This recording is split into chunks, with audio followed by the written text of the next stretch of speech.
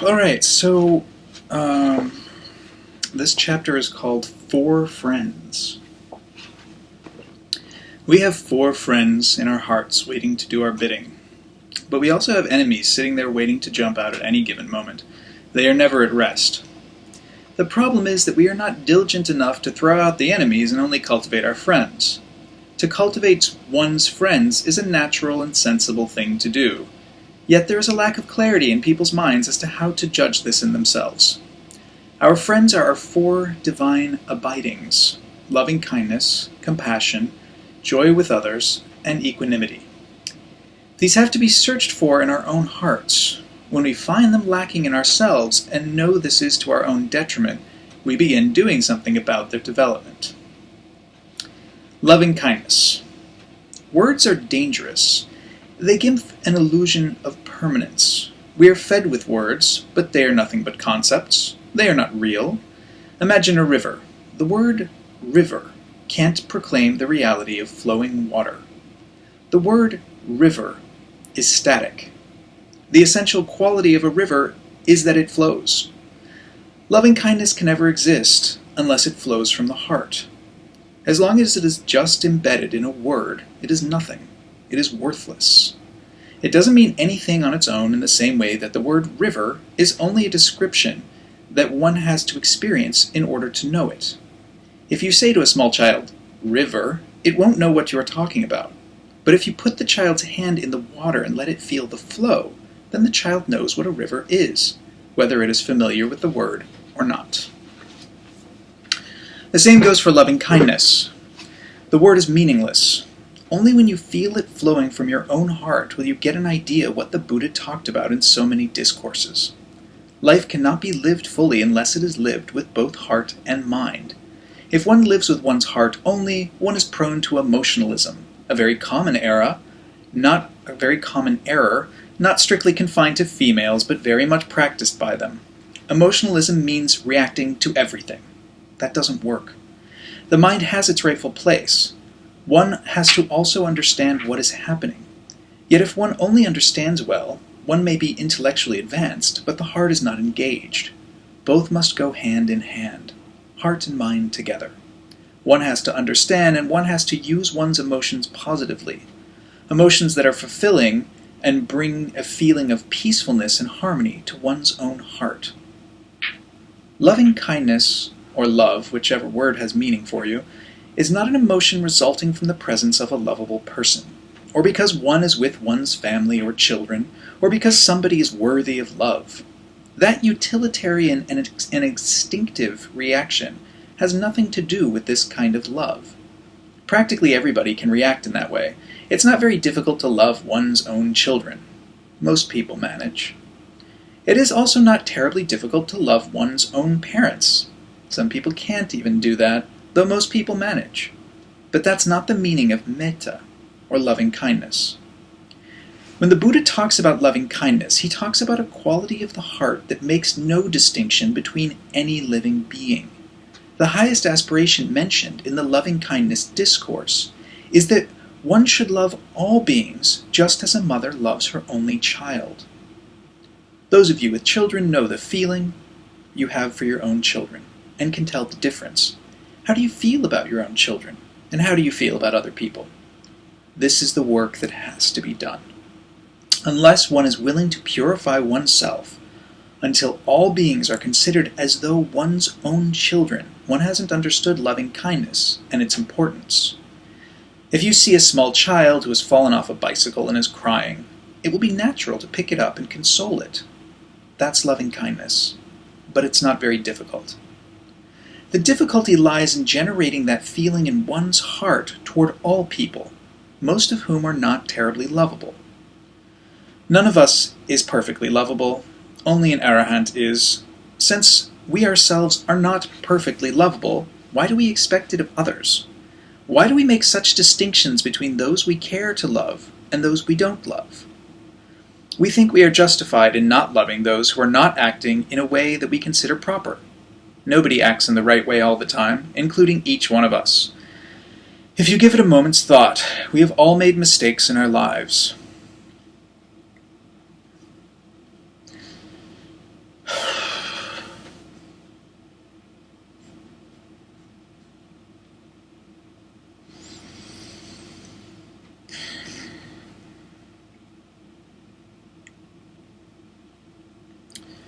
Even though I don't know your lives, I can be quite sure by looking at my own.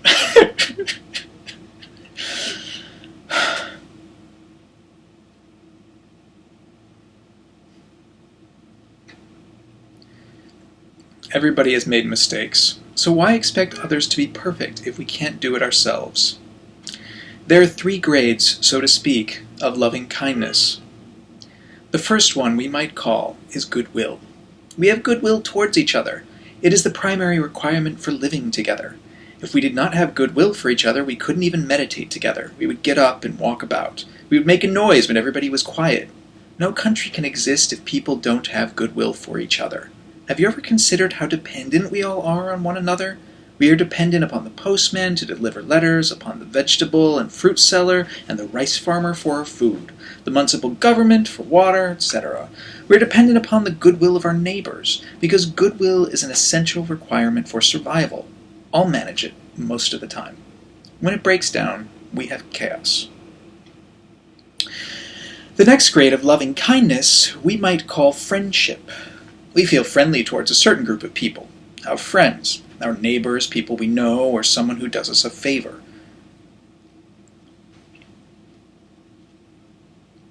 Friendliness is a step towards loving kindness, but it isn't real loving kindness yet. It is a quality that is endearing to the heart and endears other people to us. But it has a near enemy of love embedded in it, namely affection. Although we think of affection as something positive, it has an attachment in it. Attachment to our friends and associates, to those who help us, to those who live with us. That attachment creates hate, not toward the people we are attached to, but toward the idea that we might lose them. There is fear. We can only fear what we hate. Therefore, the purity of love is lost. The attachment makes it impure and thus less satisfying. No total fulfillment can be found. This is what happens within the family. That is why there is always unsatisfactoriness in that kind of love. The love one has for one's family can be used as a seedbed to experience the feeling of lovingness. Then one can cultivate it, make it grow, spread it further. Only then does family love have its proper significance. Otherwise it becomes a hotbed of emotions, as it so often is, like a pot kettle boiling with the lid on. The loving feeling of the family must be used to cultivate that true feeling of loving kindness in one's heart, which is not dependent on conditions, such as my husband, my wife, my daughter, my son, my uncle, my aunt, my mother, my father. That is all my-making and mine-making.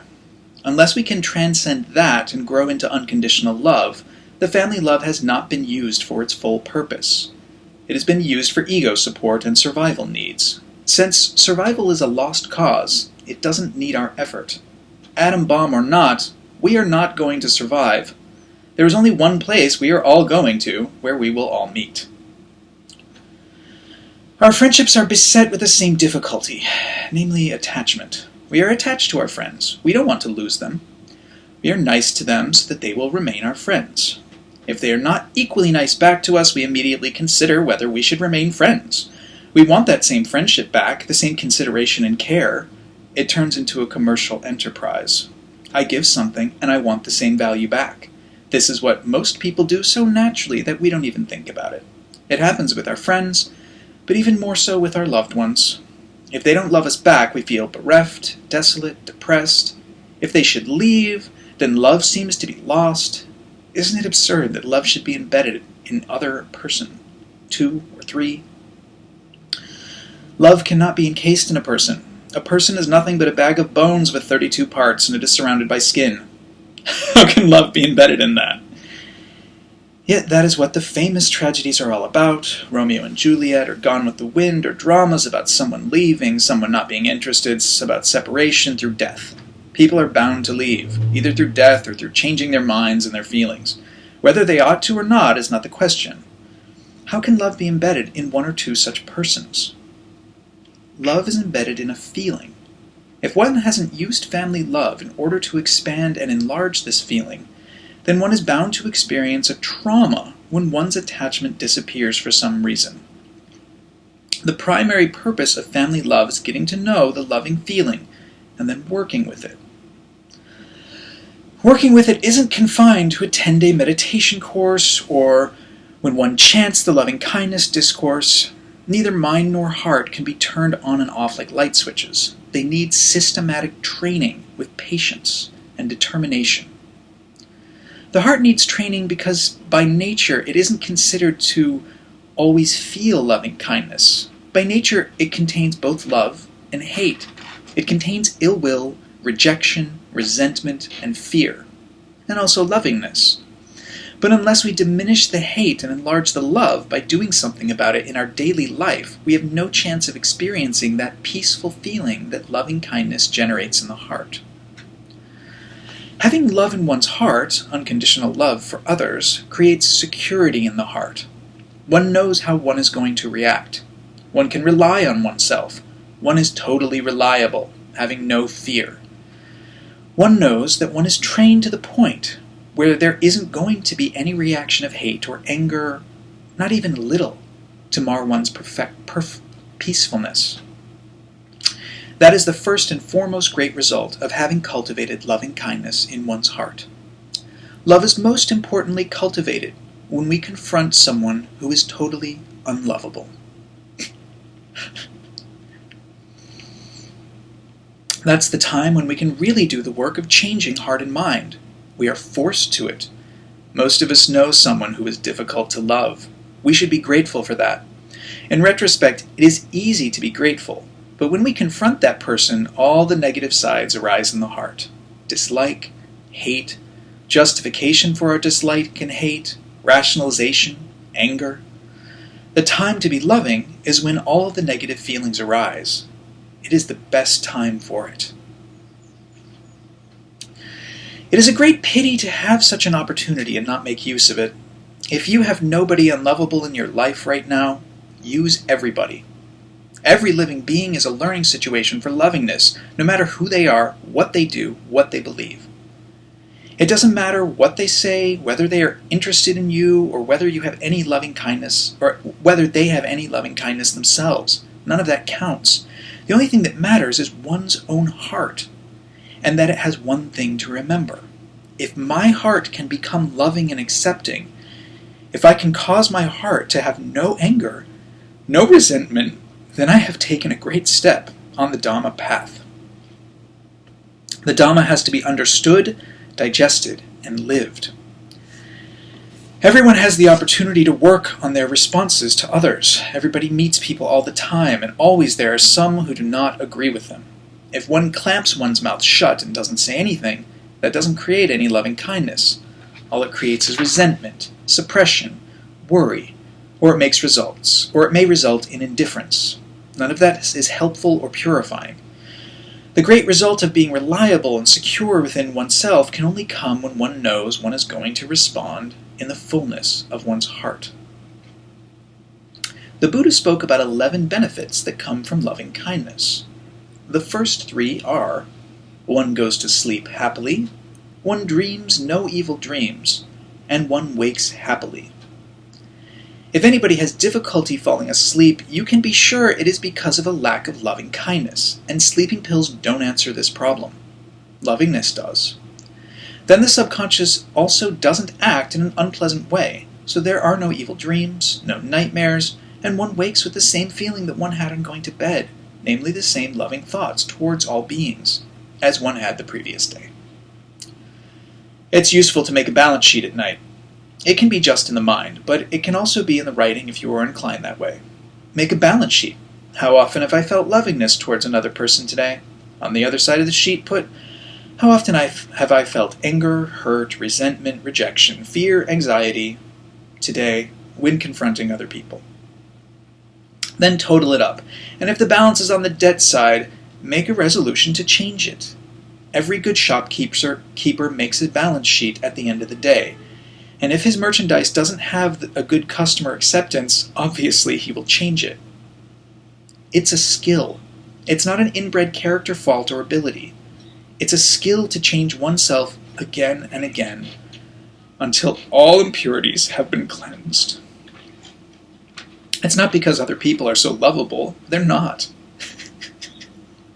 If they were, they'd be roaming around in the God realms. They wouldn't be down here.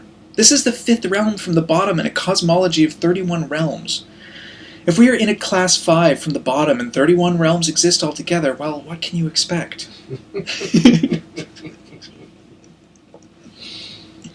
There is a lot to learn in this realm, and that is its purpose. It's a continual adult education class. That is this whole human realm is designed for, not for the purpose of finding some comfort, not in order to have riches, wealth, and possessions, not to become famous or to change the world. People have many ideas. Life is strictly an adult education class, and this is the most important of them, namely to cultivate and make the heart grow. There is no lesson more important. Just as in a garden, when weeds surround a beautiful rose bush, first of all, its nourishment is taken away, it can't flourish, and then nobody can even enjoy the flowers or their fragrance. Eventually the weeds will smother the roses. The same happens within our heart. The rose bush is our loving kindness that is growing there, and if we don't cut down the weeds and make sure that the flowers can be seen and the fragrance experienced, if we don't get these weeds down to a manageable size, but let them grow and grow, they will eventually smother loving kindness altogether. The weeds are anger and all its associated emotions. Most people are looking for someone to love them. Some people find a few people to love them, and maybe they love them back. But some people are unfortunate and cannot find anyone. They become bitter and resentful. Yet really it works exactly the other way around. If we ourselves are loving, then we find innumerable loving people around, because everybody wants to be loved. That someone loves us doesn't mean that we are loving. That other people feeling the other person is feeling the love. We don't feel a thing. All we feel is gratification that somebody has found us lovable. That is another ego support, to make the ego bigger. But loving others goes in the direction of making the ego smaller. The more love we can extend, the more people we can include in that love, and the more love we have. Whatever we can generate, that much we have within us. It is a very simple equation, but few people see it that way. Everybody is looking for more people to love them. It doesn't work. It's absurd. But we have so many absurdities in our lives. This is in line with another one of the 11 benefits spoken of by the Buddha. One is beloved by humans and by non-humans. If we extend love towards others, they feel attracted to us. There will be no scarcity of people to love us. We give them love not because we want to give something, not because they need it, not because they are worthy of it, but because the heart has been trained to do nothing else.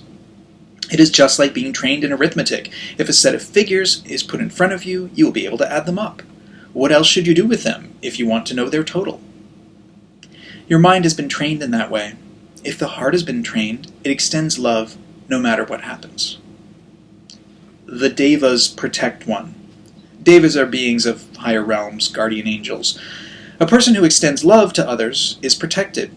Often people will object. If people are nasty to you, if you respond with lovingness, they won't think you're weak and take advantage of you. If they do, which is quite possible because people are inclined that way, that's their bad karma, isn't it? But the person with lovingness will never lose. How can you lose the love you carry around in your own heart? If somebody takes advantage of you, it is another instance of learning whether your heart has already been trained, whether you have any resentment or whether you can actually love that person and respond with kindness.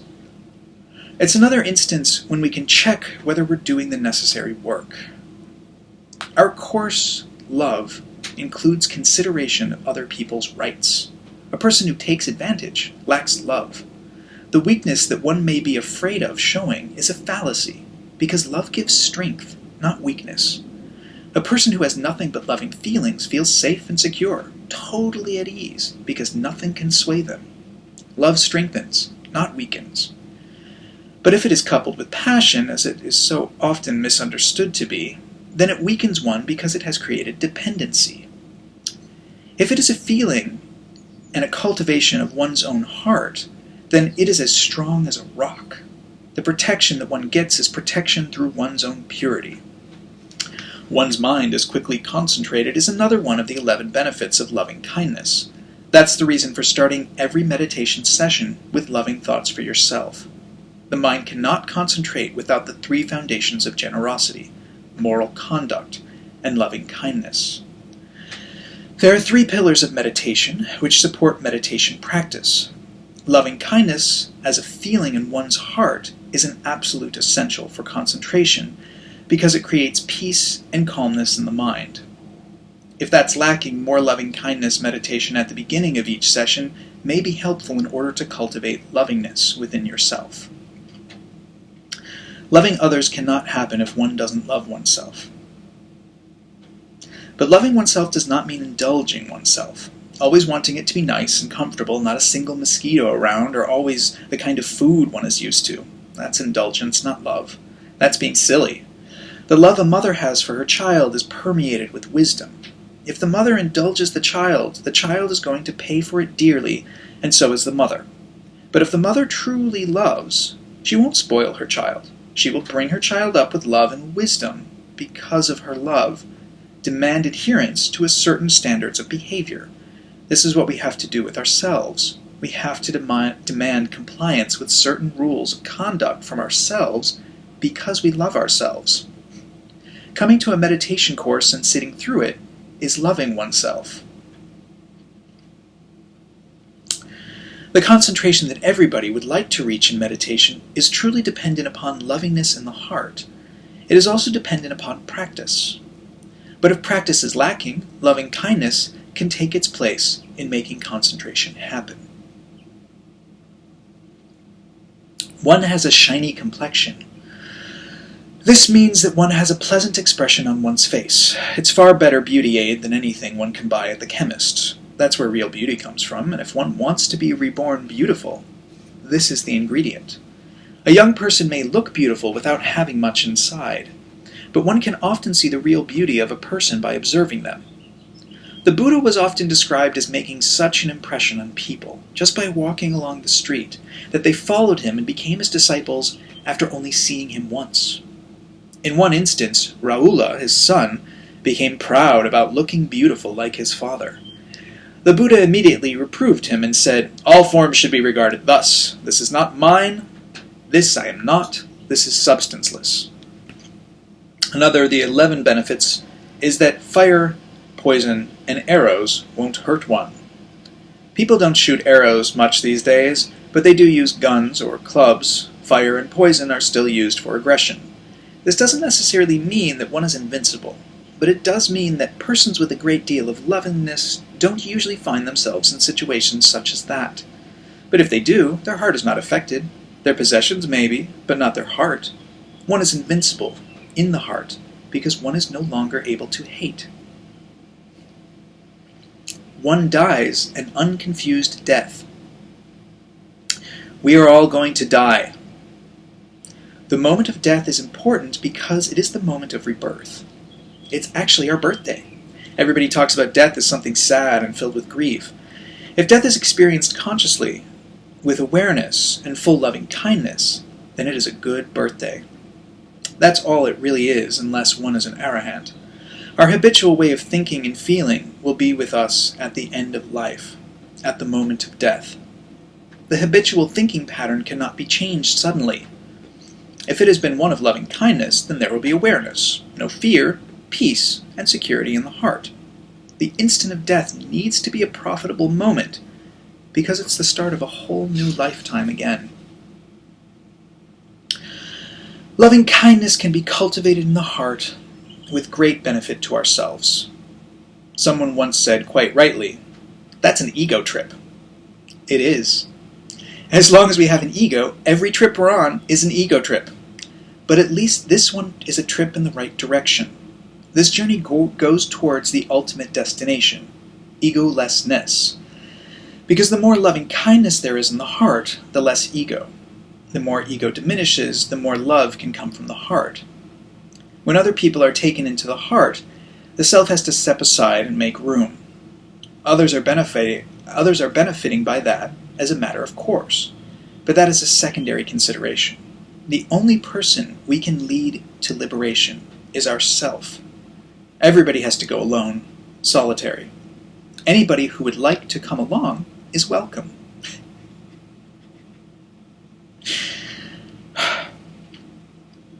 The bandwagon is big, and there aren't enough people on it yet. Okay, so then there's quite a few more pages, actually not as many as what I just read, but more pages on compassion, sympathetic joy, and equanimity. But I'm just going to read the thing right after that, which is her loving kindness meditation, and then the other things from the chant book. So the loving kindness meditation. Please put the attention on the breath for just a moment to become centered.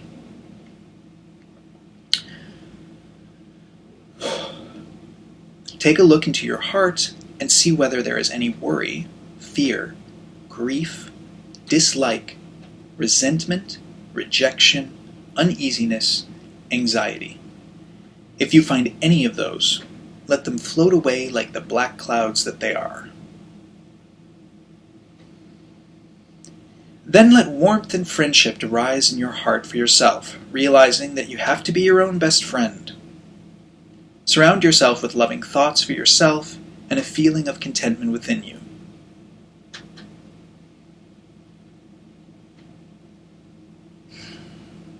Now surround the person nearest to you in the room with loving thoughts and fill that person with peace and wish for that person's happiness.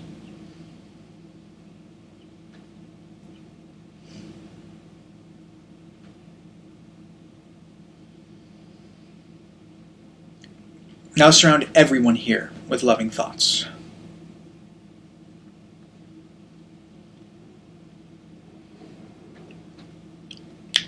Let the feeling of peacefulness extend to everyone here, and think of yourself as everyone's good friend.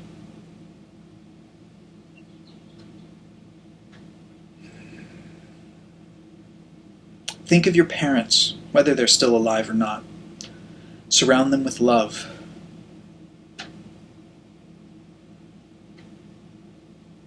Fill them with peace and gratitude for what they have done for you.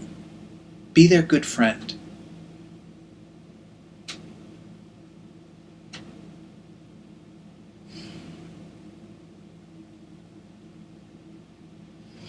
Think of those people who are nearest and dearest to you.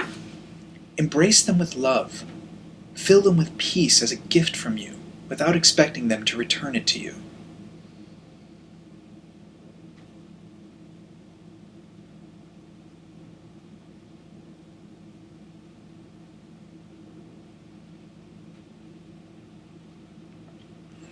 Think of your friends. Open up your heart to them, to show them your friendship, your concern, your love, giving it to them without expecting anything in return.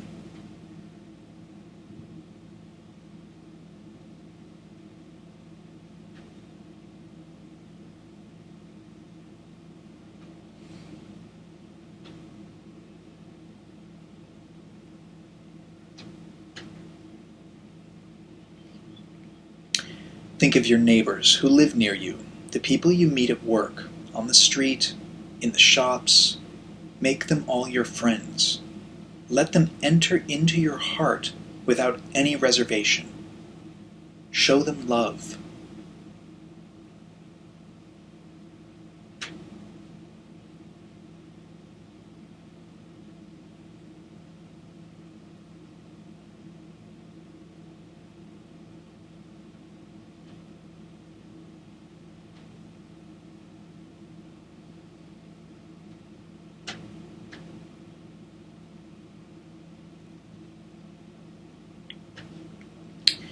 Think of anyone for whom you have dislike or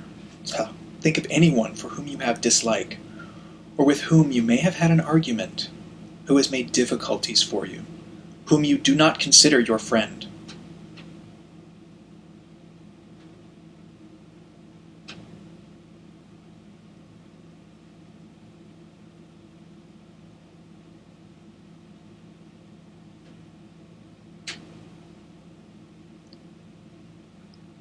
Think of that person with gratitude as your teacher, teaching you about your own reactions.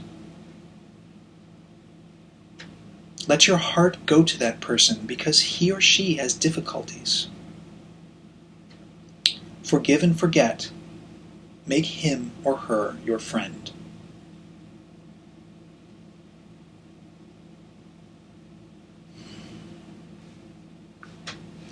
Think of all those people whose lives are far more difficult than ours, who may be sick, in a hospital, who may be in prison or in an orphanage or in a war-torn country, hungry, crippled.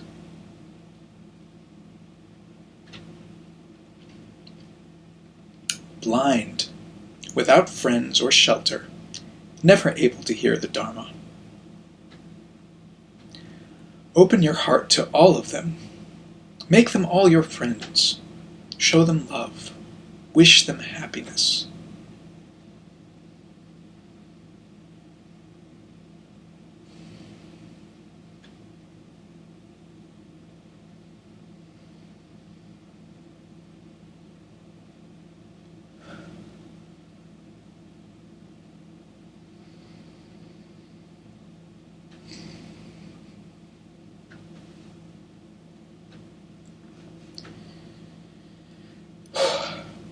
Put your attention back on yourself. Feel contentment arising in you from making right effort, happiness that comes from loving, and joy that comes from giving.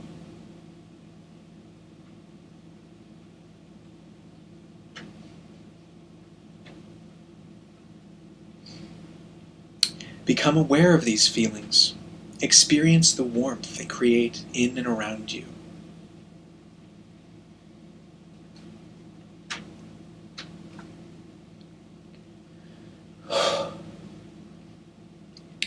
May all beings be happy.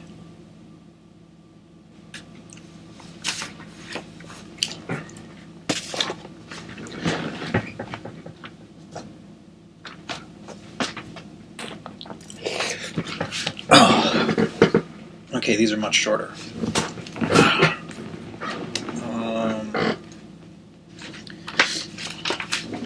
So this is a good one to come after that. It's from the...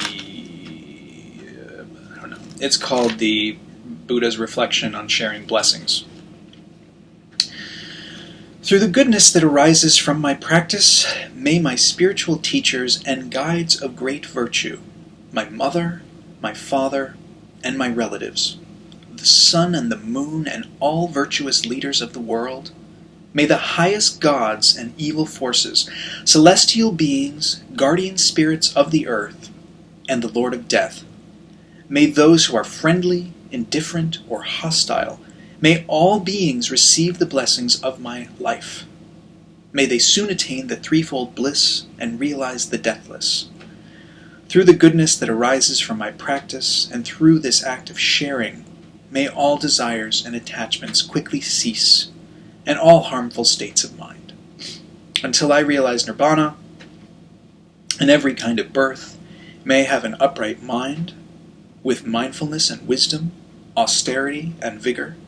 May the forces of delusion not take hold nor weaken my resolve. The Buddha is my excellent refuge. Unsurpassed is the protection of the Dharma. The solitary Buddha is my noble Lord. The Sangha is my supreme support. Through the supreme power of all of these, may darkness and delusion be dispelled. This is the Karanita Metta Sutra, the Buddha's words on loving kindness. This is what should be done. By one who is skilled in goodness, and who knows the path of peace, let them be able and upright, straightforward and gentle in speech, humble and not conceited, contented and easily satisfied, unburdened with duties and frugal in their ways, peaceful and calm, and wise and skillful, not proud and demanding in nature. Let them not do the slightest thing that the wise would later reprove. Wishing, in gladness and in safety, may all beings be at ease. Whatever living beings there may be, whether they are weak or strong, admitting none, the great or the mighty, medium, short, or small, the seen and the unseen, those living near and far away, those born and to be born. May all beings be at ease. Let none deceive another, or despise any being in any state. Let none through anger or ill will wish harm upon another. Even as a mother protects with her life her child, her only child, so with a bounteous heart should one cherish all living beings, radiating kindness over the entire world, spreading upwards to the skies and downwards to the depths, outwards and unbounded, freed from hatred and ill will, whether standing or walking, seated or lying down, free from drowsiness, one should sustain this recollection. This is said to be the sublime abiding. By not holding to false views, the pure-hearted one, having clarity of vision, being freed from all sense desires, is not born again into this world.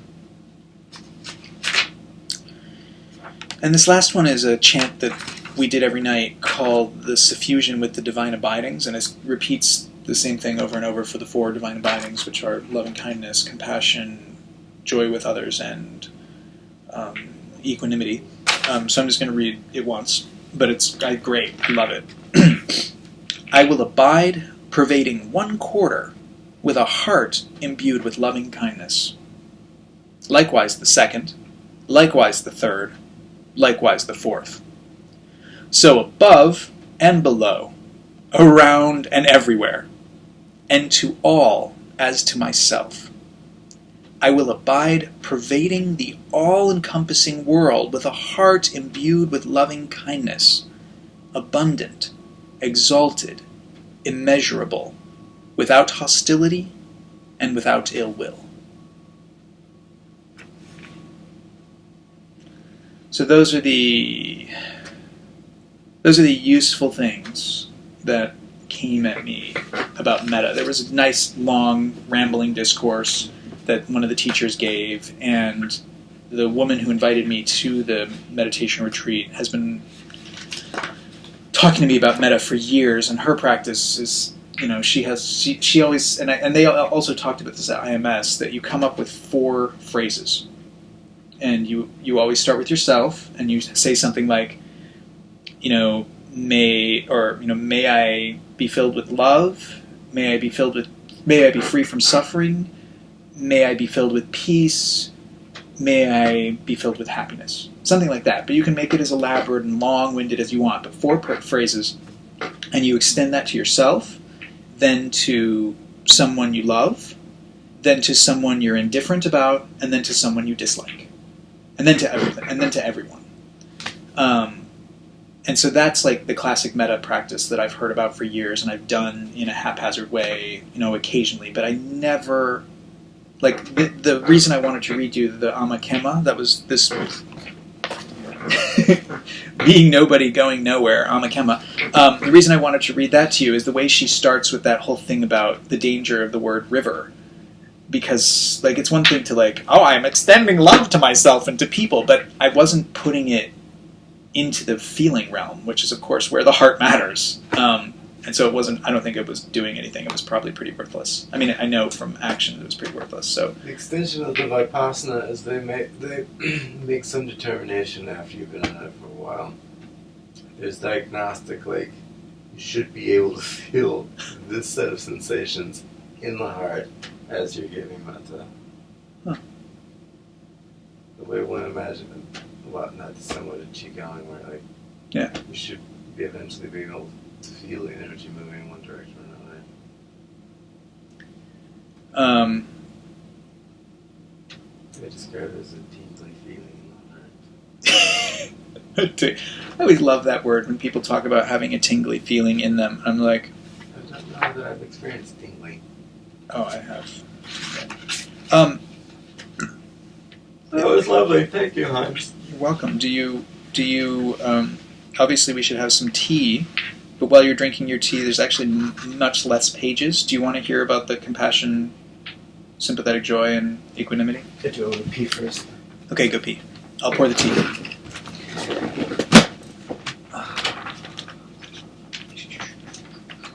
And I should your tea half with black tea and half with herbal tea? Yeah. Okay.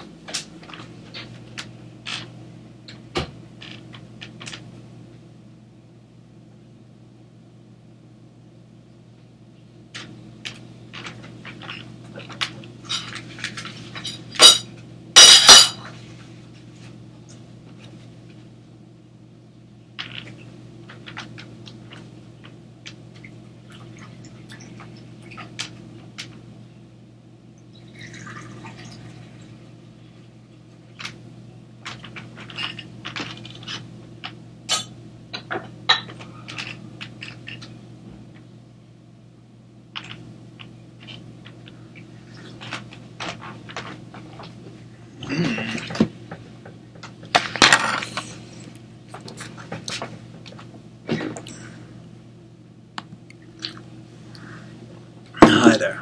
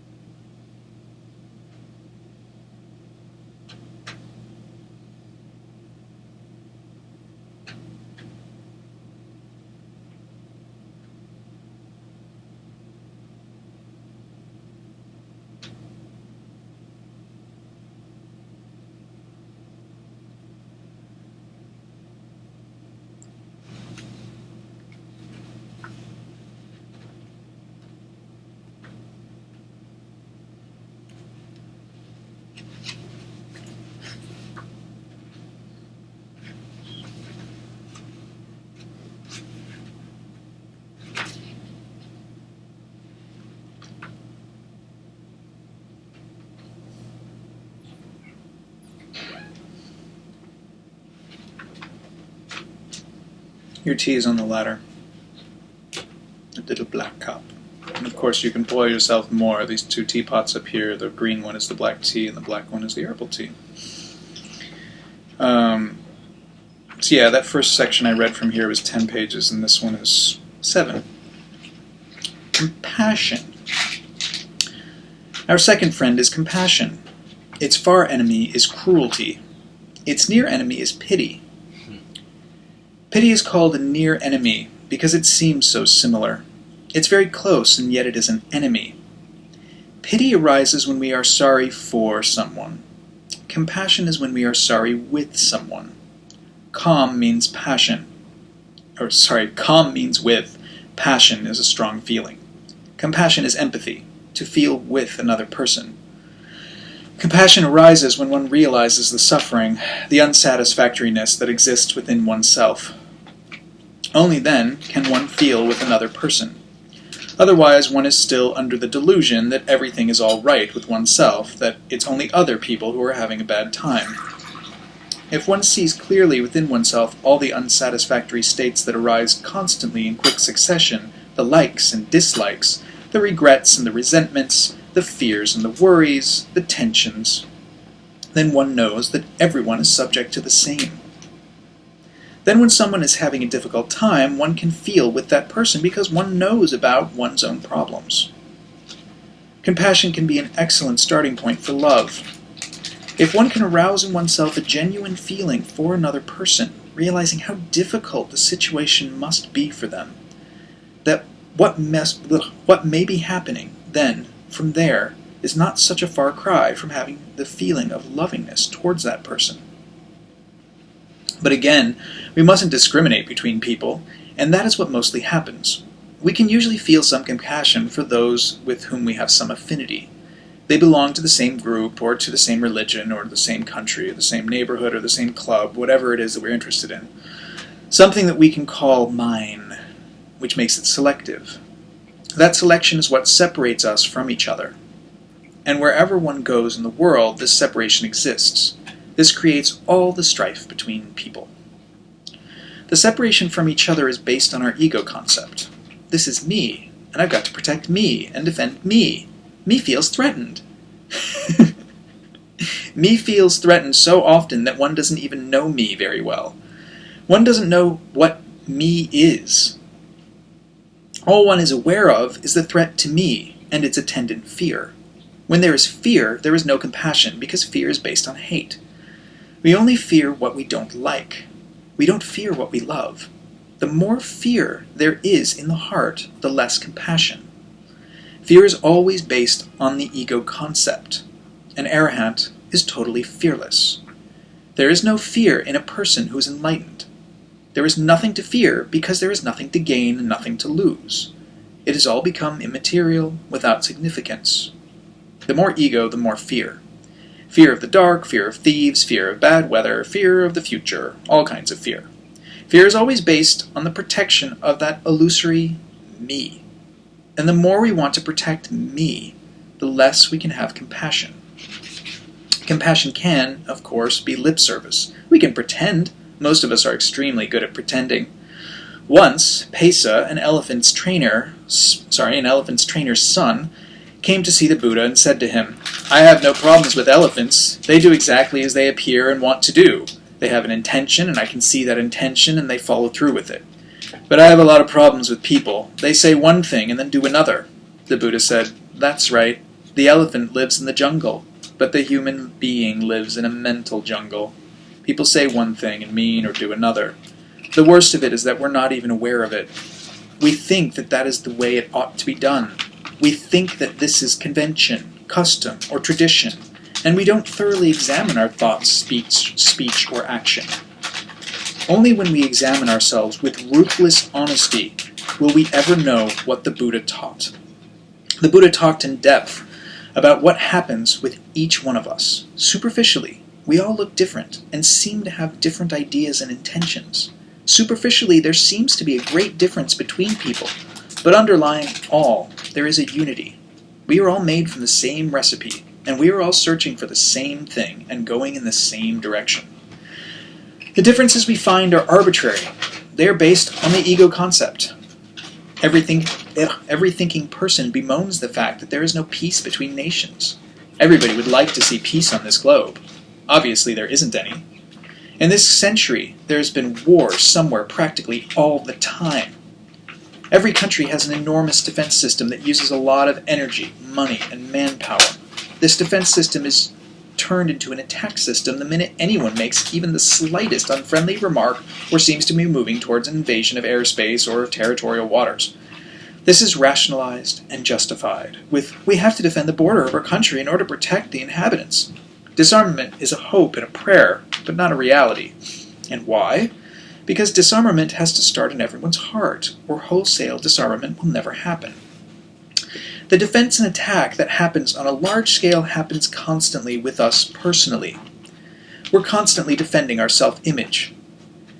If somebody should look at us sideways, or not appreciate or love us enough, or even blame us, that defense turns into an attack. The rationale is that we have to defend this person, this country, that is me, in order to protect the inhabitant, self. Because almost every person in the world does that, all nations act accordingly. There is no hope that this will ever change unless every single person changes. Therefore, it is up to each of us to work for peace inside of ourselves. That can happen if each ego is diminished somewhat, and ego only diminishes when we see with ruthless honesty what's going on inside of us. Labeling thoughts is one way of doing that. One finally finds out what kind of rubbish one is thinking when one has fewer grandiose ideas about one's persons and one's thinking capacity. It is one of the aspects of meditation. And you said that you were trained to label feelings, but not thoughts.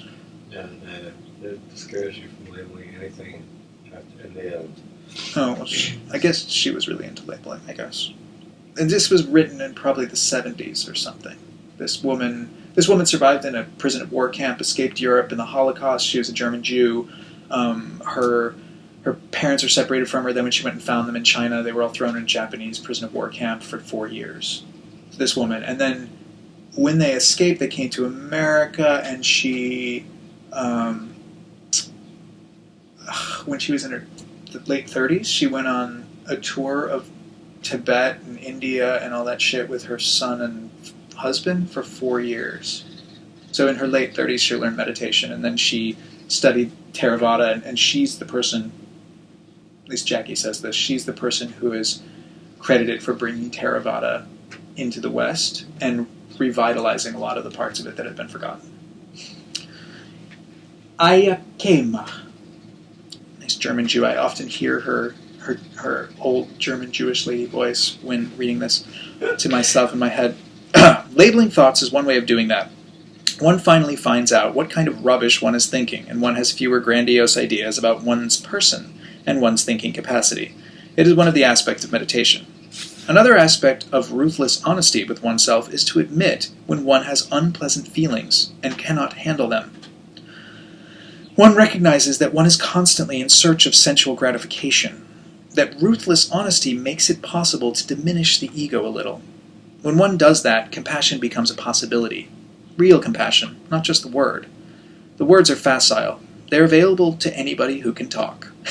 Small children from the age of 6 upward can repeat the loving-kindness discourse on page 87. It all sounds very nice, but what does it do? The repetition of these words cannot possibly bring about a feeling, yet we live according to our feelings. That's why it's so essential to know our own feelings. We believe we live according to our thinking, but we don't. First comes the feeling, then comes the reaction. Then the thinking process justifies the reaction. Understanding our feelings is of the utmost importance. It is of the essence. How can we ever know what it means to love, or what it means to have compassion, if we don't feel them? We may know about them, but how can we ever actualize them if we don't feel them? Liberation is not knowing, it is feeling. Everybody feels a me. Everybody knows his or her name, but everybody also feels the name describes this special me. One can feel the self, so in order to get to non-self, non-self has to be felt too. Compassion is a feeling in the heart and does not need special reasons or special conditions. It can be totally unconditional. We don't have to wait for a special occasion to arise, namely that someone is beset by tragedy or their body gives them great pain. If we have to wait for those to arouse compassion in ourselves, it is going to be an on and off affair, probably more off than on. That's not a compassionate heart. A compassionate heart, just like a loving heart, feels compassion all the time, because everybody has suffering. It's embedded in the first noble truth of the Buddha's teaching. There is nobody without it, because life, existence, is suffering. This doesn't mean tragedy. It means that all that happens contains friction, and irritation, and a constant wish for more, and for remaining so, and for becoming different. Total equanimity is not the lot of human beings, other than arahants. Compassion is called for at all times, not only when tragedies have befallen people. This feeling for others is only possible with a diminished ego. Ego concern is at the root of the problem people have with each other. Because everybody has the same ego concern, nobody can really feel for another person. Anybody who does stands out as someone special. A sad and absurd state of affairs, because compassion and loving kindness in the heart make the one who has them happy. Yet most people are lacking them. There's very little real happiness to be found anywhere. Yet these two feelings in the heart are sources of joy, because they diminish the ego. Anyone who is only ego-centered has little joyfulness, because there is no satisfaction to be had in ego gratification. We can never get to the end of our problems. There's always a new one arising, but when one lets go of that and directs one's attention to the all-prevailing unsatisfactoriness to which every living being is subject, Not only can one see the universality of it, but also that one's only particular suffering has no real significance. It's part of the whole existence. Then compassion for oneself and all beings arises, and determination to make an end to all suffering gains the strength it needs to succeed. And then sympathetic joy is just one page. Sympathetic joy. The next of our 4 friends is joy with others, or sympathetic joy. The far enemy of it is envy, which is easy to see. The near enemy is affection, or hypocrisy, saying one thing and meaning another. For example, if someone has some good fortune and one feels obliged to offer congratulations, using just the words but not feeling anything, or worse, using the words and thinking the opposite, something like, why isn't it happening to me? Why always to someone else? Joy with others is a sure antidote for depression.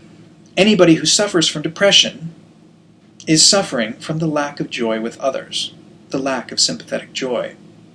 One cannot always have joyful occasions, joyful thoughts in one's own life, but if one has joy with other people, one can surely find something to be happy about. One can also have joy with other people's abilities. Most people find it extremely difficult to admit that someone else is very capable. Reluctantly, one sometimes says, well, he can do that, but... And immediately a detraction follows instead of joy with the other person who can do something better than oneself. There are so many things other people can do better than ourselves. Some can sing, and some can paint, and some can dance, and some can translate. Some can make money, and some can live without. Everybody has some ability. One can find innumerable occasions for being joyful. Joy with others is also good karma making.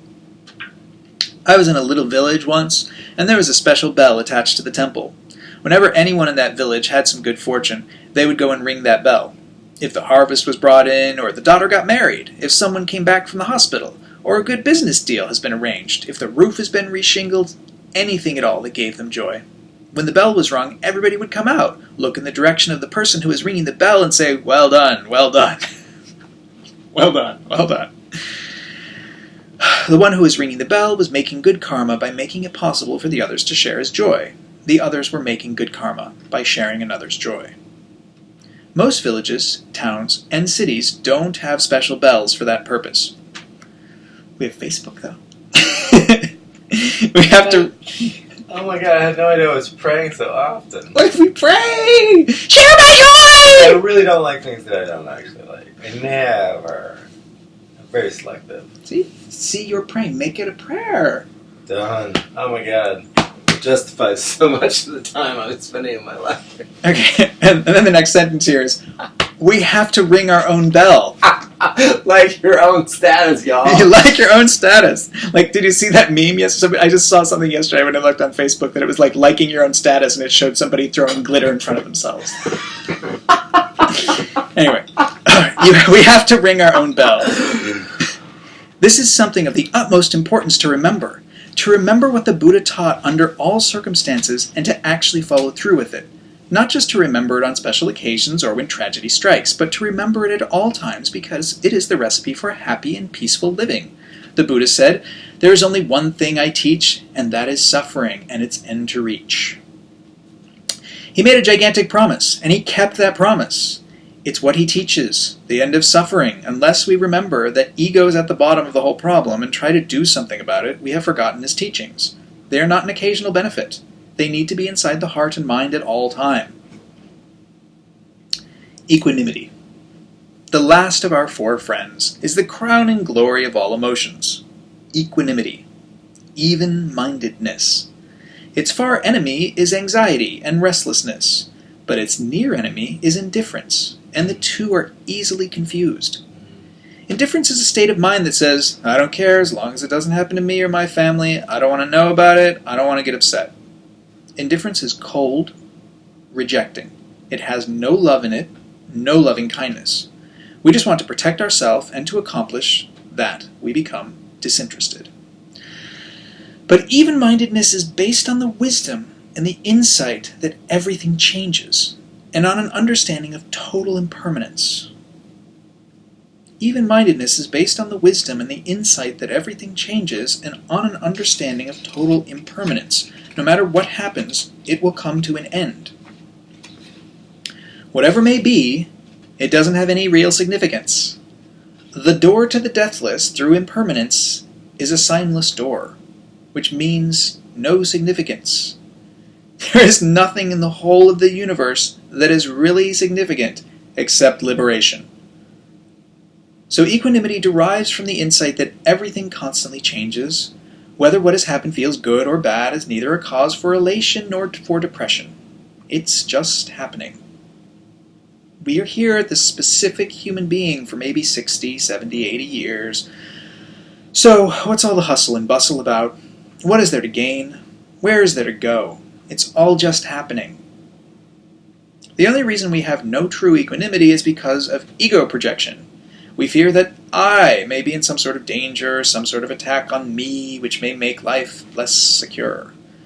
The security that everyone is looking for is a myth anyway. It's an illusion. There is no security. Everybody is subject to death. Everything we have is subject to destruction. Everyone we love is subject to death, decay, disease, disappearance, changing his or her mind. There is no security in any of that. The lack of equanimity that arises when things happen that we don't like is based on the illusion that we've lost something that is really significant to our well-being. This is our ego projection. But even our well-being is an illusion because there is nothing that can ever make us truly well and lastingly secure. Equanimity needs more than just the determination to be even-minded. Determination is useful, but it can easily be based on suppression. We tend to suppress our strong emotions. That doesn't benefit us at all because they come out eventually. What we suppress in one way finds different outlets. Suppression can result in sickness or in depression. It can show itself in other upheavals. We are not upset by one particular situation, but by another. Equanimity needs insight. When it is perfectly cultivated, it is one of the 7 factors of enlightenment. Complete equanimity is a privilege reserved for the enlightened ones. Yet unless we practice it now, how will we advance and grow? Through meditation, we can begin to see the flux and flow, how the mind changes constantly. Can anybody remember what they were thinking about 10 minutes ago? In the last meditation? In the one before that? Nobody. We can't keep any thought. We can't keep anything. Everything is momentary. Just because we may have had a house or a person around us for the past 30 years doesn't mean we can keep them. Because they all have been with us for a long time, they appear to be permanent. But we can easily notice in our meditation how our thoughts come and go. They never stay with us. What is there to get worried about if everything moves? Everything disappears. Constant flux, constant flow. Only so long as this is happening is there a human being.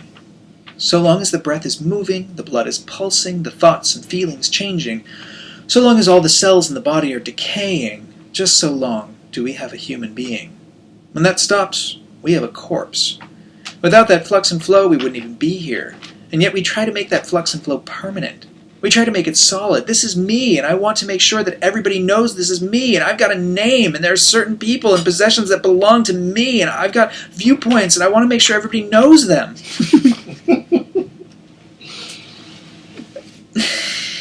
This is trying to instill permanency into a person, and yet there can only be a person because that person is constantly changing, and in the end it's going to change into a corpse. And then we can start all over again. Equanimity will have to be imbued with some basic insights in order to arise. It also has to contain acceptance. So long as there is no acceptance, there is no suffering, because this implies resistance.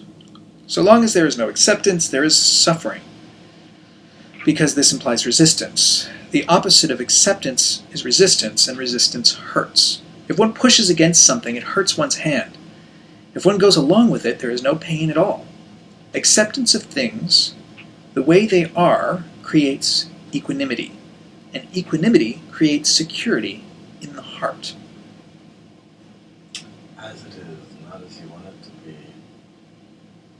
These four emotional states, the divine abidings, create security in the heart.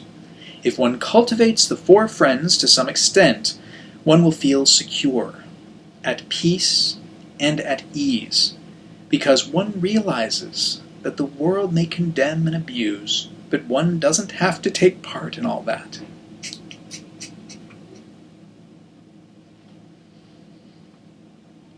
The Buddha said, I don't quarrel with the world. The world quarrels with me. That is the security of equanimity.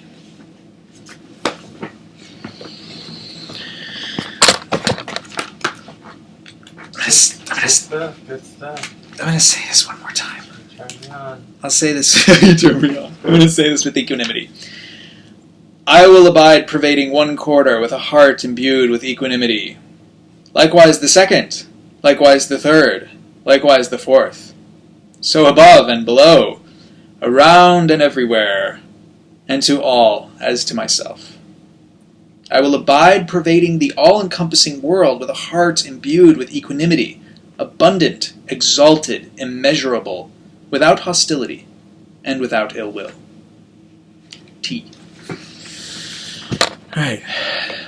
So this is what I want, which is desire and grasping and therefore a problem every day.